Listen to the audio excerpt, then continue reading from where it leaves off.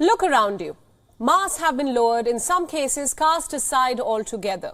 There's some traffic on roads, things are opening up, people are renewing their gym memberships, going out with friends, planning holidays even. But most importantly, schools and universities have opened up for children as young as 3. They're not all vaccinated, it's difficult for them to practice social distancing. Let's not forget, children were once called super spreaders and now they're out and about. Naturally, parents and teachers are anxious. But be it experts, friends or family, everyone is advising us to learn to live with COVID. But what does this entail? What guidelines should we follow as we try and embrace the new normal? What should our children do as they head back to school, some for the very first time?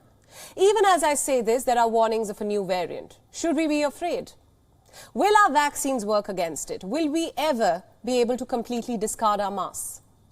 We'll try and answer all these questions on this special broadcast today. Welcome to WION World as One. My name is Priyanka Sharma.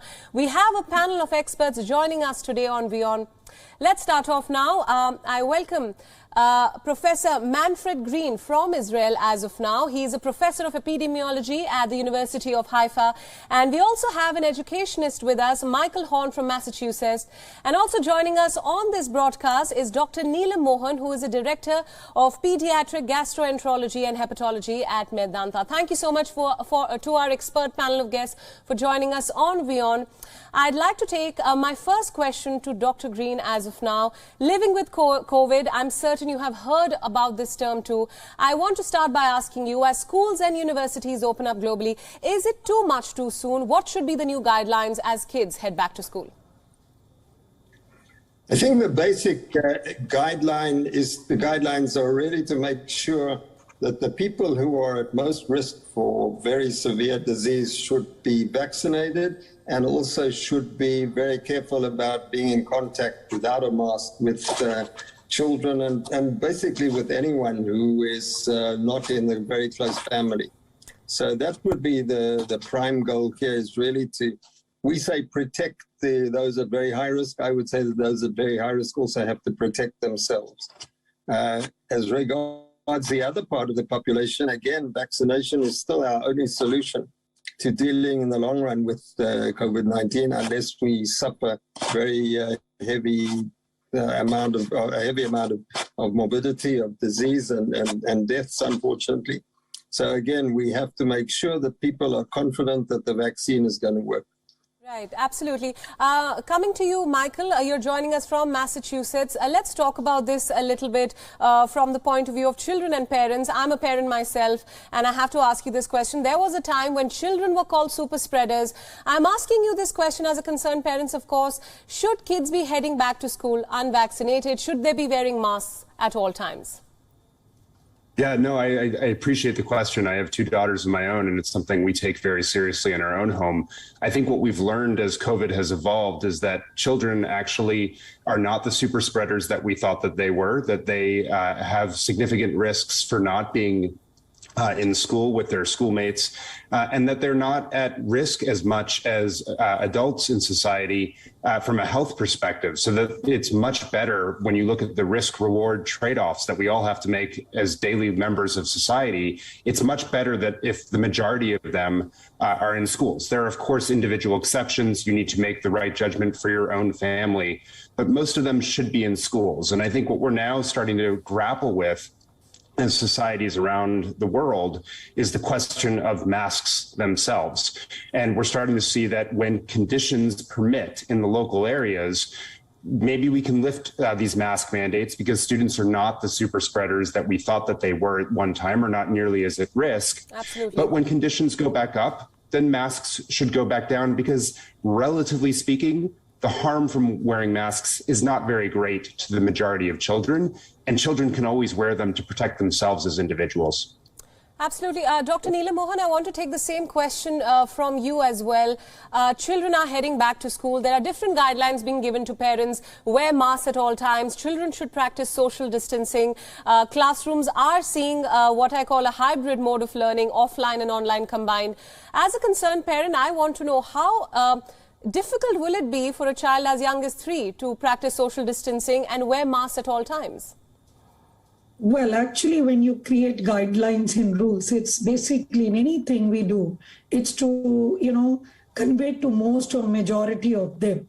And you cannot discriminate with the guidelines. Therefore, when they wanted to give guidelines, which is uniformity for the school, that's what have been talked about, the social distancing, maintaining the distance for the seats between the students, and also making it mandatory for ensuring all the not only the teachers, but all the staff is fully vaccinated.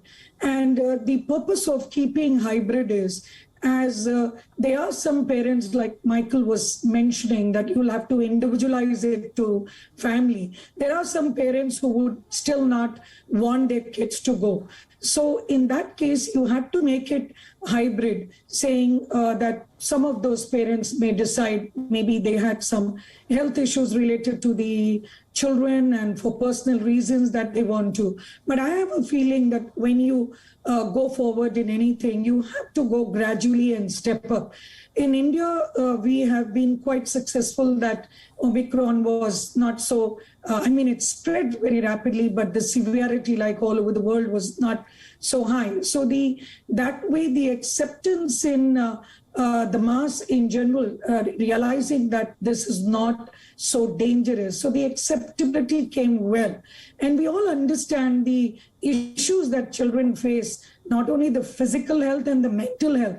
So we have studies quoting mental health issues in terms of anxiety, depression, a lot in children. And physical health, we've seen a rapid rise in, obesity, less exercises, pain, abdomen, constipation. All this have been seen a rise. So I personally strongly believe that it is high time the schools had to be started. And I'm very glad that some guidelines have been set in and they've started. If not for all, but majority understand that still in our country, we have around 30,000 cases, a day. So that's why it was mandatory to ask them to wear masks and social distancing and avoid hugging, and while eating, try to ensure that, you're not eating together. And I think I would also like to say that the parents should be given a warning if there are some symptoms in a child, they should not send to school, because that responsibility, social responsibility, should be in them, and the child should immediately go to the teacher if he or she is not feeling well.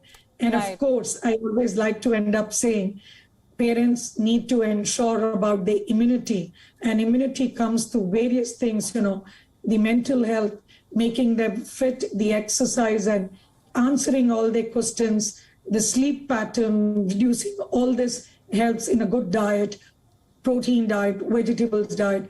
All this are mandatory. It was a way of teaching everybody the importance of health through COVID. Right, Dr. Mohan, I think we've all learned the importance of health and nutrition, especially during the pandemic, especially when it comes to feeding our kids and what to feed. That's something we've been discussing for quite some time. So thank you for that. Coming back to you, Professor Green, given your expertise, even as we speak, there are now warnings of a new variant, the BA2, which is reports say capable of causing severe illness. Some agree, some say it's too soon to make these claims. What do you think about this, especially at a time when the world at large is opening up? Well, I guess my first answer, my first response would be that basically we're still learning about how this virus will evolve. But the way it seems to develop, and on the basis of what we've had, the experience we've had with other coronaviruses, I'm optimistic that that we're not necessarily going to see a much more severe virus. In other words, a virus that's going to cause much more severe disease. But there certainly could be viruses that are changing sufficiently to make them less responsive to the vaccine. In other words, the vaccine won't be as effective.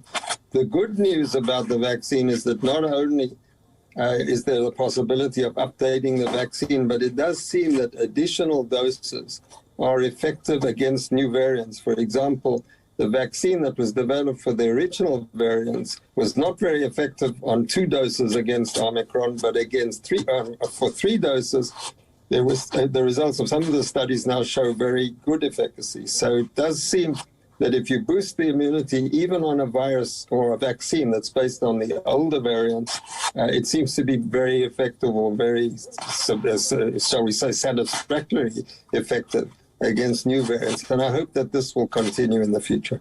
Right. Thank you for that, Professor Green. Coming back to you, Michael, now I want to understand what's your takeaway when it comes to kids heading back to school, the kind of environment that they are heading back to. Some of these kids are, in fact, going to school for the first time.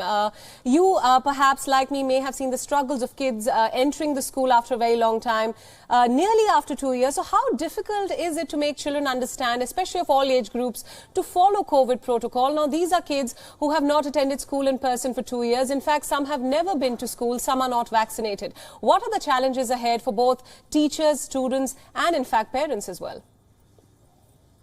Educators that I talk to are consistently saying the same thing, that children from a social perspective are in many cases 2 years behind where they would expect them to be for their age. And so you're having to do a lot of work of building culture, of building social and emotional strength and skills in these students, of helping to build the dynamics of how you function with other members in a culture and society who you may have disagreements with and you may not know, and so forth.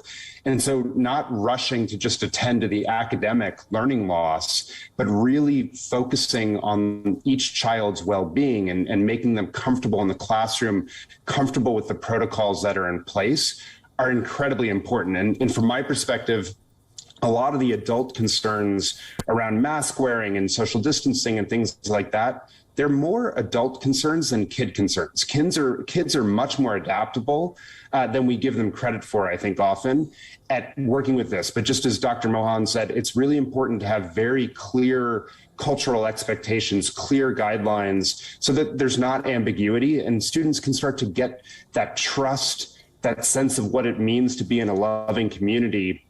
But I think teachers have to spend time on that, because it's very clear, at least from here in the United States, talking to educators, that the students that they see are a couple years behind on where they would expect them to be in their social and emotional development. Right. Coming back to you, Dr. Mohan, let's take this conversation beyond schools now. I think there is now a certain mindset among people who are tired of being locked indoors, be it young people, parents, children, grandparents, in fact, where the phrase learn to live with COVID has become an excuse of sorts to let their guard down completely. Holidays are being planned, international travel is now opening up. But are we prepared for another surge should it happen? Well, I think there are two views of it. Quite a lot of scientists in whom I trust believe that this should be probably the end. And of course, nobody in this universe can say that he or she knows what's going to be next. But I think looking at it, the way that we have been able to globally use the vaccine, and India has been a hub of vaccine, as you're aware of. And in addition, these variants, and I mean, like when the virus mutates, when you are vaccinated, then the tendency for the virus mutation also reduces. So that is a good thing that we feel, including me, I think there should not be worse situation. But having said that, we are quite mentally prepared to handle things than we were 2 years before. So I totally endorse about Michael saying how beautifully kids adapt. And I would say it is the responsibility of not only educators, teachers, parents, but also pediatricians like me, how they need to understand, whether they come with even some physical ailment, we should have that eye to identify the social and the psychological problems that they are facing and to handle them, because it's not easy what the adolescents have undergone. So that is very important, and media has its own part to play in educating public on this. And they are pretty justified in opening up to living with COVID, as you say, because we also have done it, but learning to living with it wisely, that is the key thing to go about it. And I guess most, whether educated, uneducated, adults or young, have understood what it means to live with it. Right. Coming back to you now, Professor Green, I want to take the same question to you. What, according to you, is the best way to learn to live with COVID? Should we be wearing masks at all times, whether we are going out to the gym, whether we are going out with friends, family, kids heading to school? And I think one of the concerns that a lot of people have with children heading to schools and universities is that they may be bringing infections back home. So what's your view on the same? Let me put it in a slightly broader context, and then I'll get back to your exact question. If you look back on how we've actually dealt with the pandemic, we've done pretty well with developing vaccines, and we've developed methods of reducing spread, perhaps. But I think that we've failed in many respects in our adaptation to the COVID pandemic. And that's why this concept of living with COVID is actually lagging behind in terms of what the preparedness. For example, we should look at the collateral damage from COVID, and this has already been mentioned in detail about the effect on schools and children, and there are other, but let's just take that as one example. I don't think that we did enough to develop alternative ways of making sure that children have interaction, social interaction with each other in small groups, Absolutely. Improving ventilation in schools and larger, small groups in classrooms. In other words, looking at alternative ways to make sure that they continue to socially interact with their peers. And I don't think that we did enough in that area. And that's what we need to invest in now heavily. The other one is that we need to invest heavily in health services. The collateral damage that has occurred because people who have other diseases have now suffered because they haven't got the right treatment, because the wards are filled with people with COVID. I don't think that we took that into consideration sufficiently, made sure that we actually enlarge hospitals, enlarge manpower and so on. I think the tendency was always to believe that this pandemic was going to end soon. So I would say it's not going to end entirely soon, and it will certainly possibly come up again. So in the meantime, just going to your specific question, I think we'll still have to do things like masking and so on, particularly to protect people who are at very high risk. But I think now we need to look at the other aspects, and particularly if we go back to the schools, and I'd like to hear what Michael says about that we didn't really go into enough depth, and we weren't creative enough in making sure that there were other ways of making sure that the kids actually were socially interacting at the time that they were kept out of schools. That's a very interesting point that you've made, Professor Green, and I'd like to take that question to Michael as expected. Michael, even I personally agree. I think the transition from being locked indoors to now being not forced, but rather being told to go back to school, it's been too much too soon. Were we creative enough in possibly easing the transition for our kids, having them have more avenues at their disposal to socialize in a safe manner globally? And this is for all countries who have been struggling with their education systems. And I have personally spoken to a lot of mothers who now have gotten so accustomed to online learning and keeping their kids indoors that they are very anxious of letting them head back to school. So what's your thought on that? Yeah, so a couple thoughts. I think first, Dr. Green is right. We could be way more creative about facilitating social interactions, both in the online environments, but also outdoor environments. The schools that I think have adjusted the best in the pandemic have made use of the outdoors, much as Maria Montessori did in India a century ago, to really use the natural environment to create and embrace all the learning opportunities that come from that. And we know it is very safe for people to be outdoors with each other. The risk of spread, particularly among children, but in general, is very, very low when you're outdoors. And that's a very natural learning environment where you can foster those interactions. And it's a sort of a safe staging way, right, to get kids back into school. I also would say that for some of those students and families for whom online learning is working, I think one of the big failures of our school system has been that we had a one-size-fits-all approach to what was best for everyone. And the reality is, our schools were working for some kids beforehand, but they weren't working for everyone. And so for those families that really feel an online approach was working for them, that they were able to get the social interaction for their kids, maybe through other avenues, or it was a great online program that created those online social interactions in the platform itself.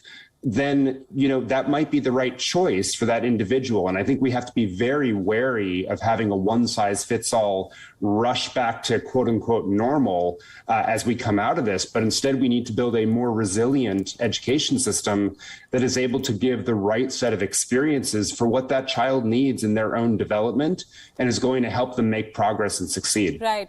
I think it's time now to wrap up our discussion. I'd like to take some final remarks from all of you very quickly now. The same question to everyone. Assuming that we all have to learn to live with COVID, what are the do's and don'ts for all of us, parents, teachers, doctors, advising us, and of course the children? Very quickly, I'd like to start with Dr. Mohan. Yeah, so the do's are going to be that you need to still maintain the social distancing, try to be in the open ventilated area wherever possible because the risk of infection gets reduced. And when you think you have symptoms, you must ensure that you're not mixing up with people and be alert about it, and maintain your health, fitness in terms of exercise, sleep, reducing the screen time and eating appropriately. And don'ts, I would leave it for the others to take. Thank you. Coming to you now, Professor Green, your thoughts. 2 points, one of which Michael has already said, just as an idea. First of all, open up slowly and monitor it carefully. But the idea virtually of putting into the school curriculum that there's a 1 day a week outdoor walk or whatever. And this obviously would say, is counteracted by people saying they need to learn mathematics and history and so on. But a 1 day a week outdoors would be great. The other thing is that we need to improve our health services and make sure now that first the health services for the non-COVID people are being given as they should, and then look at the COVID people and not the other way around to just give a balance. And I think that we really need to improve considerably our health services and, of course, train many more health workers. Absolutely. Thank you for that, Professor Green. Very quickly, Michael, your closing remarks. Yeah, I would echo everything that has been said, but I'll just reinforce one thing, which is the outdoor time and physical activity. Not only is it good for your health, it also improves learning. So I think all these things that we've talked about, nutrition, sleep, being outdoors and actually being physically active and taking these measures, it's going to help the child be healthy, but it's also going to help your child learn. And so lean into that. There is considerable evidence that will help them learn better. Absolutely. I think the experts that we have on WION today have summed it all up together. Just some remarks that stood out for me as a parent whose child has started going to school. I think children are more resilient, as the experts have already mentioned. Masks are here to stay for a while, especially for the vulnerable population. Healthcare services need to be ramped up to make sure that those heading back to school and those at home are safe and sound. Children's diet, health, nutrition, everything needs to be kept in mind as they head outdoors after nearly a gap of 2 years. And of course, I think something that will stay with all of us is that there is no one-size-fits-all policy for children or the adults. And on that note, I'd like to wrap up this special broadcast. A special note of thanks to all our guests and experts joining us on this. WION World is now available in your country. Download the app now and get all the news updates on the move.